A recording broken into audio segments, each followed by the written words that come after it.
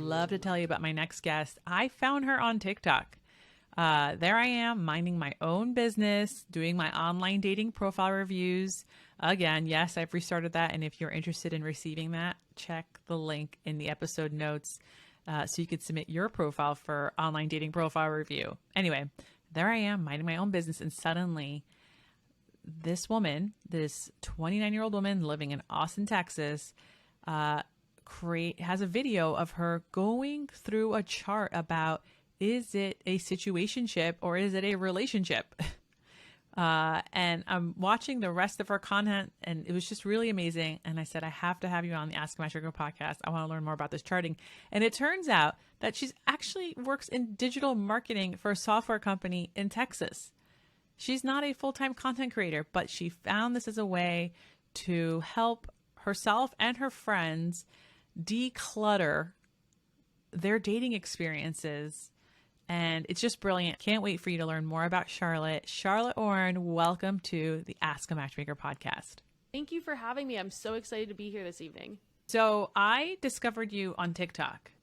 I know that's such a weird way to to introduce someone to a podcast, but your TikTok was entertaining. It was infotaining to me because you create charts to describe what either people are experiencing or another creator's dating advice, or just making sense of all of the outcomes of a certain scenario when it comes to dating and relationships. Yeah, I got into TikTok, so I guess a bit about me. I always say, people say, like, what's your background? Like, are you a sociologist or, are you a coach? I always tell people I'm not a coach.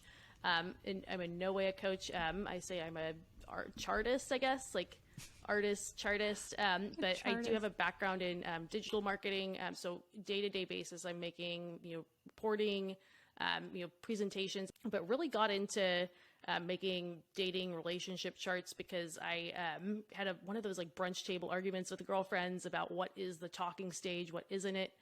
I'm a firm believer that if you're going on dates, even if you're not boyfriend, girlfriend, you're dating, another friend wants to call that talking until, once it's boyfriend and girlfriend, it's dating.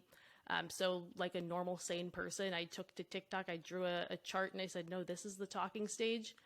Got a big interest from, a pretty wide audience. And I thought, hey, maybe I've got a niche here. And I thought it was really fun. I think it also, as I would scroll through TikTok, I like to look at the dating relationship advice, and I was always kind of frustrated with some of it because it felt very like, get your attention, gotcha advice, like listicles, top 4 reasons to do things, little tidbits that seem to only be very situational, high profile influencers or celebrities who live very different lives than the average person, making suggestions that don't necessarily reflect, an everyday person. So in some way I was tempted to kind of counter that with just something fun. Also, big thing, I kind of think a lot of the best dating relationship advice is, I guess, like boring on paper. Diet and exercise is the best way to lose weight. And the thing is, that doesn't always get that doesn't always get picked up by an audience the way the more sensational stuff does. So I figured, the charts keep things fun. They show people that there's something in the middle. So a lot of them are like, here's a spectrum versus here's a list. So I've had fun making it, and I hope people are getting value out of it. I think one of the things that I really enjoyed about, your particular TikTok is that you make it very easy to follow the charts that you make. And it reminds me of when I sometimes get questions and people are feeling, I think, a lot of anxiety, which they confuse for excitement in a lot of early dating stages. It's like, okay, let's put it down on paper, right? If this is what's happening, this is it. If this is this, like, it's kind of like thinking of like HTML code. If this happens, then this. And if this happens, then this. And once you put it to paper, it makes people feel, I think, a little bit less decluttered with their own emotions. And I think what I've noticed is when you declutter someone, now what they're scared of is the answer. So for instance, in the case of like your friend, when you're talking about, is it dating or is it talking or whatever, And I am with you here, Charlotte. Like, if you've gone on one date, you're dating, I agree. Nobody agrees with right? me on that. No, no. If you've gone on one date, you're dating. I'm not saying you're dating only that person. You could be dating multiple people, but you're no longer talking. And I'll take the traditional definition of dating. I know I'm not trying to say like this to myself in the third person, but I know people will message me all the time like Matchmaker Maria date math. I'll talk about that later. But yeah, in traditional dating, I think if you go on one date, you're dating that person. You might be dating other people. And I think sometimes people, as I mentioned, feel a sense of anxiety, which they confuse for excitement. And then when they have it on paper, like in your case, the charts, I think at the end, what people are scared of is making a decision with whatever the outcome is of their situation. So for instance, like, I don't know if you've done a chart about this, but like, are we exclusive? Having that conversation with someone, right? It can go one of two ways. They can either not give you a definition and be very nebulous, and then you have to come to terms with that and make a decision. Or they can say, yeah, you're my girlfriend, or yeah, you're my boyfriend. So let's talk about your charts. I want to know the charts that you've made that are a little sensational have become a lot more popular than your regular charts. So explain to me what you mean by that. I put a lot of things on a spectrum. So I'll do like a spectrum where it's, these buzzwords that come up in dating. So things like what does casual mean, for example? Or what is a situationship, and where does that fall? Because everyone's got these different definitions of what things mean. I think the first one I did like that was, is it ghosting or not? Because so many people, I feel like, weaponize the word ghosting. Some people will think, you match with someone on a dating app, have a few conversations, and someone drops off, ghosting. I think there was like that West Elm Caleb incident too, where it was just he ghosted. It was like, he was a dating app match that didn't really pan out. And then there's some people that also, if you feel that if you go on a date with someone and nobody calls each other, that's not ghosting. There's some people who feel like the pendulum swung too far in the other direction, where they go on a date, they didn't like the person, they get this long condescending message about why they don't see it working out. So I did a XY axis of when is it considered ghosting, and what at what point is it considered ghosting, and when do you need to say something, depending on how well you know a person. And it was pretty funny because at the end, at the very top of like the effort that you need to take for it to be considered ghosting, it was like, call the police, because if you're living with somebody and they disappear, like you can call the police and say like, I think they're dead or something.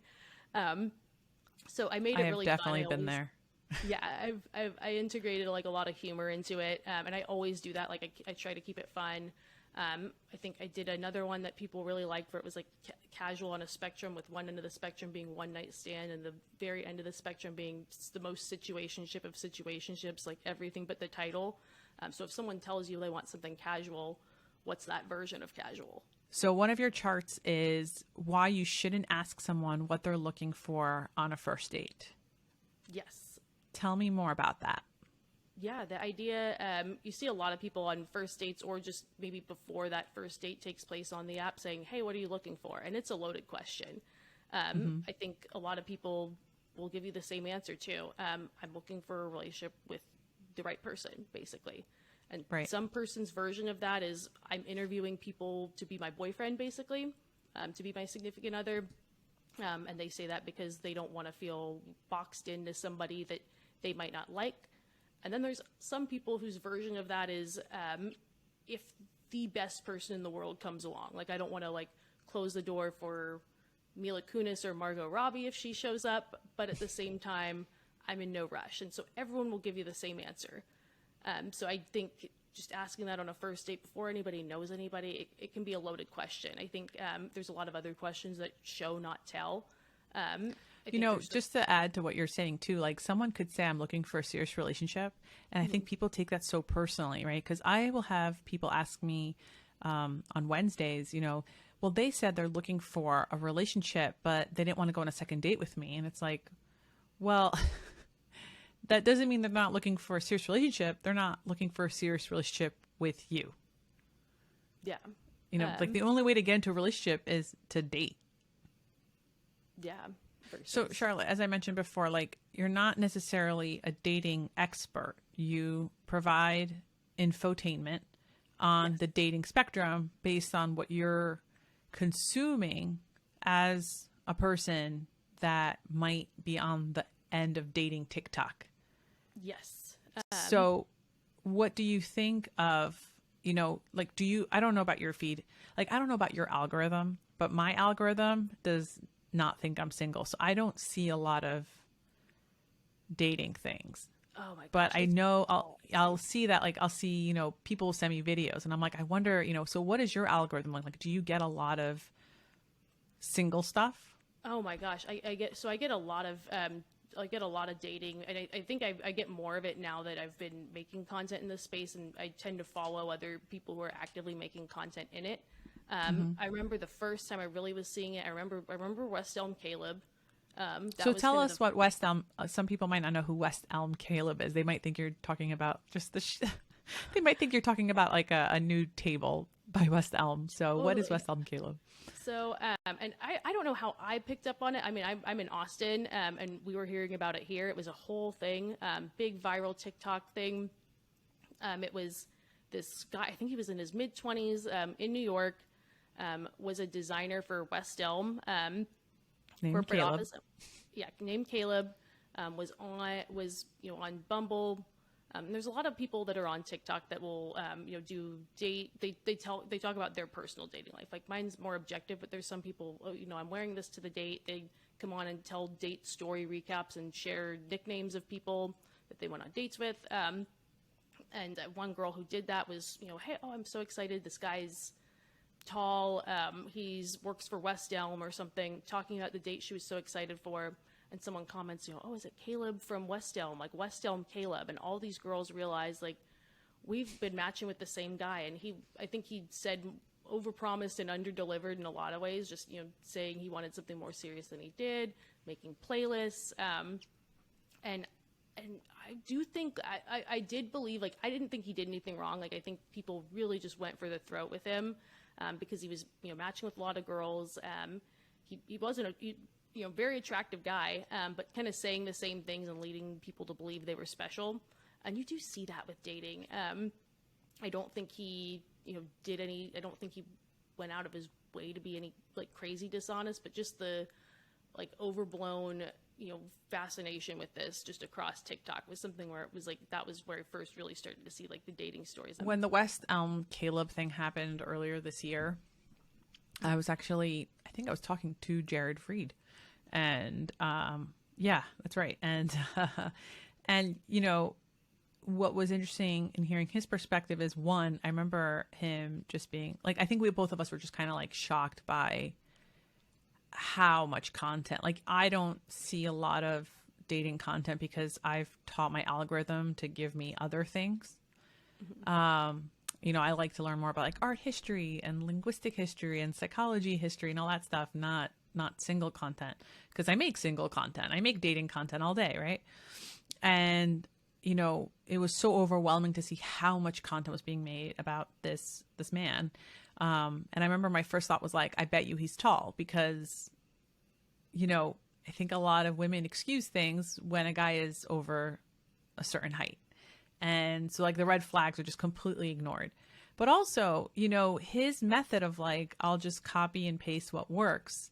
I don't think that's necessarily a bad method if it's been working for you. I think that is a method. I'm not saying it's a great method, but I think there's a lot more men that are doing this method than not. And I think if you were Gen Z watching that play out, I could see where a lot of men might have deleted the apps for a couple of weeks, because there is this fear of like even now, right? On Facebook, there's like, I know there's at least 20, there might be 100 groups called "Are We Dating the Same Guy?" / the city that you live in.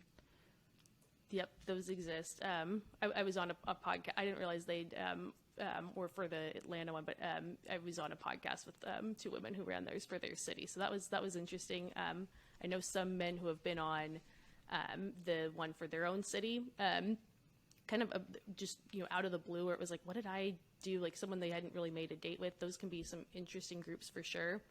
And then you also see on TikTok, whether it's kind of poking fun at like a specific guy and the weird things he's saying on a dating app. You see those, or sometimes you see people swiping through like there was one kind of big trend where it was like, what's the weirdest things people are saying on their voice prompts? And those were funny. And I think some dudes, like, if you're going to be that funny, it's probably going to be shared with someone.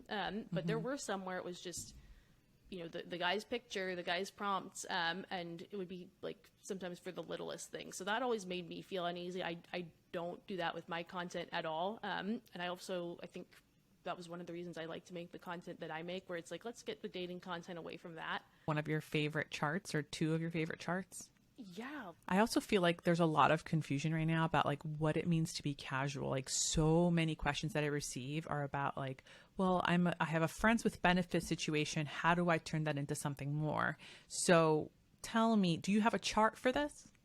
Oh, absolutely. I called this one right here the casual spectrum. I firmly believe that everyone's got a different definition of the term casual. I think the term casual is way more complicated than, the term serious. I really think serious relationships are just, when I becomes a we. Casual can mean a whole lot of different things. So casual, just as a whole, I think it exists more on a spectrum. I don't think it's progressing to a serious thing. But I think as far as what your definition of casual is, it can vary from, one end of the spectrum, you've got a one night stand. Maybe the intent isn't for it to be a one night stand, but it's just more at their convenient moment for next time hasn't come up yet. That's the most casual version of casual. But on the other end of the spectrum, probably the least casual version of casual is the situationship, the most situationship of situationships, where it feels like a relationship. Only thing that's missing is a title. And there's a whole bunch of other things that are kind of in between that. You got some versions where it's more of like hookups on island time. It happens when it happens.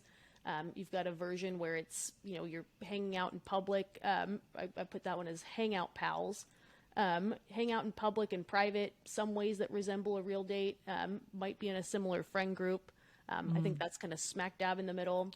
Right. I have, a version that's the boyfriend-girlfriend experience. Some people talk about that one a lot, where it's, you get the perks of a relationship without the responsibility and at your convenience. I say that one's a little different than a situationship because a situationship's a lot more consistent. Boyfriend-girlfriend experience is kind of like when you go on the trip with, you have someone you go on a weekend trip with, they live in another city and you act like boyfriend-girlfriend for a weekend and then go back to normal. I just know that this here is like confusion highway, anxiety highway that we mistake for excitement. And I think it's really fascinating to see how you've charted it out. Well done. Well, thank you. And I think the way you make your casual situation serious, I think first off, you have to not be afraid of the answer. But you have to have a conversation around, this has been fun. But I'm looking for this to be more serious. And then not being afraid to walk away if they're not willing to give that to you. You mentioned before that, the internet of content has a lot of dating influencers right now. And I know that I'm a part of that spectrum as well. Do you find what rises to the top as you a viewer? Yeah. Well, I think for me and just where I'm at in my life, I look for good advice. As the goal of finding, real relationships and clear communication. But do you find good advice? Like, is it being presented to you or are you getting like theories thrown your way? A lot of theories, a lot of what works with TikTok algorithms, the 15-seconder ones with a hook, like, have you ever had this? Like, look at this crazy story. Like, here's this one weird idea that worked. So you see a lot of that. People that know the algorithm. I think a lot of other, I guess, quote unquote, bad advice comes from people that have a following. You have people that start as an influencer. They live a life that's very different from the average person. And then their followers are curious about their personal lives, ask them, who are they dating? What's your experience? Then it turns into, them getting asked for relationship advice. Then all of a sudden they're a dating relationships influencer. There are so many influencers like this. Like I'm constantly bombarded with like people asking me like, what do you think of this influencer's dating advice? And I'm like, I don't know where it comes from. Like so much of like what I do on my end is like, I have mentors and I have like certifications and I'm like, I can tell you where I can tell you where all of my advice comes from. And then sometimes I'm bombarded with a lot of these questions that I just don't know how to answer. But also, I'll tell you something, and maybe I don't know if you see it, but I feel like some dating advice that comes from this subset of influencers that I think you're talking about, there is this pretty privilege and wealth privilege that comes along with being a full-time influencer. Absolutely. And then the dating experiences are so different for those groups of people. Oh, 100%. And I think that's part of it. First, I think anyone that's dating relationships first, influencer second is who I trust. Like I've followed your content a while. Love like Logan Yuri. Even if you think She's of like amazing. everyday people, the How to Not Die Alone director of relationships at Hinge, like that type of influencer. The Jared and Jordana at You Up, where it was about the dating relationships first. Really, those types of advice I've always had resonate with me. It's the people curious about the personal life, and then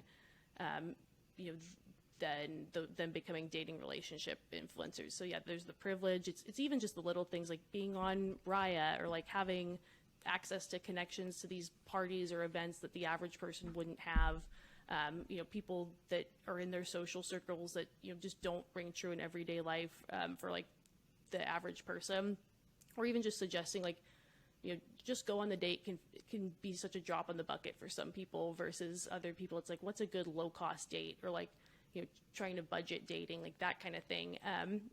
We're not living in a big city where they can just step outside. So I think there's that little bit of like this is what worked for me, and I'm in my bubble. Yeah, and it's funny because the nuance is flipped, right? Like it would be previously the nuance would be the wealth bubble and the pretty bubble. And now it's like, no, I'm making this the norm and you are the nuance. But it's like, well, no, the more relatable one is the average. So like, I'll give you an example, right? Like I remember one influencer saying like she would never date someone who has roommates after a certain age, like I think in their late 20s. And I was like, girl, we are like tiptoeing towards a recession. Or some people would tell you that we are in a recession and we're in a housing crisis, and it's really hard for a bunch of 29-year-olds and 32-year-olds to like live alone right now. Especially when incomes are not getting any higher. And it's like, are we really judging people on this or the other thing? And I see this now as someone who who I take care of a sick parent, right? And I have some clients who also take care of sick parents. That doesn't mean they live with their parents. They might have their own home. In their home, there's an in-law apartment or a bedroom where their parent has to live because their parent doesn't have anyone else. I get it. I know it overcomplicates things, but that doesn't mean that they're not immediately like not dateable. Oh, totally. And I think, a lot of that like influencer dating advice doesn't account for that, or they just, it also just assumes the worst about people versus like, if someone told me, I would probably wonder why, if there would depend on the story, but it's kind of like, you see that where it's like people, their parents are older, people get sick, like not just having these arbitrary rules that are suggested. I mean, the truth is that like in the next generation, the parents are older, right? Like, when our I don't know about your age group, but like, let's say my mom, right? My parents, when their parents had kids, their grandparents were young. They were in their like 50s. So they had independent lives where, they could help you with the kids. They had their own separate apartment. But, more and more people have had kids after the age of 35, which means that they're older. So by the time you're 35, your parent might need help, or they might be alone and they need company. Like there's all these other things to think about. And it's funny. I'm kind of reminded, last year, you could find this on YouTube, Charlotte, but there is a debate with me and another influencer who talks in the dating space. And we were at Brookfield Place, and I didn't come in with like any combativeness or anything like that. Like I thought we were just having a discussion and just kind of questions. And I just remember her kind of taking the stance of like, we're going to disagree on everything. And I'm like, there's enough people here to take anyone's advice. This is not a big deal. Like, but I remember we fundamentally disagreed on the thank you text. So I don't know about you. I think I know, but I don't know about you. But for me personally, I believe that it's if you want to send a thank you text, if it releases some anxiety that you feel after a date, I think a thank you text feels really good. Like if you receive it, right? Like I think there's no negative to come from a thank you text, right? You seem really sweet for sending the thank you text. He's going to think you're sweet, even if he doesn't want to see you again. It leaves a nice taste. And every person's an opportunity, right? So maybe he's not a match for you, but hey, maybe a buddy meets you and he asks, "Oh, have you ever met Charlotte?" "Oh yeah, she's really sweet." Like, because that's what stays. Yeah, no, totally. And yeah, that one's an odd hill to die on. And I think some of these too, it's the influencers looking to coin a thing or something that they could maybe like put on merch, like some of these like theories and the names. But yeah, the thank you text one is such an odd hill to die on because it's just such a normal thing to do. And I also think, in dating, it's already uncomfortable. Do what feels right. I think a lot of people feel rude to not send a thank you text. And it puts a pretty bow on things. It makes you feel polite. I think most sane people, when they receive a thank you text, don't read into it as like, she's obsessed with me. No. And I think that was one of the reasons why it was suggested, like, don't send a thank you text, or you won't know if they actually like you. I mean, I think it doesn't send the message of like, oh my gosh, she was so obsessed, or if she sent a thank you text. It's an odd psychology, and I think that's a stance that comes from privilege. It's like, you don't send thank you texts. Like, I grew up with like, if someone takes me to lunch, it's like, thank you. It's a thank you when they pay the check and a handwritten thank you card. My mom would like drive me to someone's house to deliver that because that's such a treat. Like, Oh my God, I love that. So where can people find you and see more of your charts? yeah, I'm big on TikTok. At Welcome to the Peasant Party. Had an ex-boyfriend who used to jokingly call me a peasant because I like to look for good deals and happy hours and stuff. And it was a TikTok name that just stuck once I started making charts, and I've kept it because it's become something people have known. I do have an Instagram account that I put the reels of it on. It's not as big. It's just more of so people can find them if they're not on TikTok. And there is a Medium account linked to the TikTok account where people can see, like, I've done some long form writing of what all these things mean. I do hope to grow. I'm hoping that, as I continue to grow content, I've got more of a reason to expand and put more effort and time behind what I've been doing, because I've really enjoyed it, and it means a lot that it's been able to help people and people get entertainment out of it. Charlotte, I really love what you're doing, and I can't wait to see you come up with more charts, and not even just in dating. I think there's a lot of room for charts in like everyday living, should you, like, I was thinking about today, like if Charlotte made a chart for me, I'd ask her to show me, like, what does it look like if I bought a house a year ago versus like next year, like what the projections are, because our purchasing power just keeps lowering with these interest rates. Oh, this is neither here nor there. Charlotte, it was so nice meeting you, and I'm wishing you all the success in the world with your charts and all the information that you share with people. Well, thank you so much. It's been an honor to be a part of your podcast tonight. This is awesome. And thank you for listening to Ask a Matchmaker. If you'd like to speak to me on an upcoming hotline episode, follow me on Instagram at Matchmaker Maria. That's where I post a link, and we'll chat then. Until then, you can learn more about what I do or enroll in an upcoming Agape Intensive by visiting agapematch.com. Thank you again for listening to Ask a Matchmaker. Be lovable, and more importantly, be likable. See you next week.